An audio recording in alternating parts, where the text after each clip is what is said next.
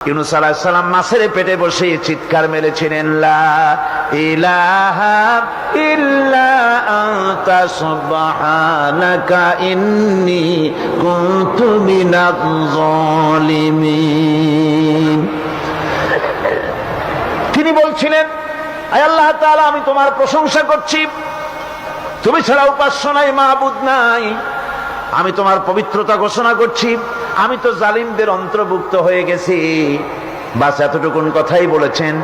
আল্লাহ পাক বলছেন, ইউনূসের ডাক তো কেউ শোনে নাই, পানির মধ্যে কেউ শোনে নাই, জমিনের কেউ শোনে নাই, মহাশূন্যের কেউ শোনে নাই, কিন্তু মাছের পেটের ভেতরে থেকে গভীর অতল দরিয়ার তলদেশ থেকে মাছের পেটের ভিতরে বসে আমার ইউনূস যে ডাক দিল, ওই ডাক আমি আরশের মালিক আমি শুনতে পেয়েছি, আর সঙ্গে সঙ্গে জবাব দিয়েছি।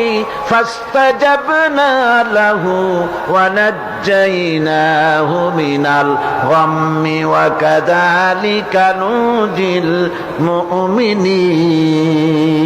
ডাকের সাড়া দিলাম, বিপদ দিয়া বাঁচায় দিলাম।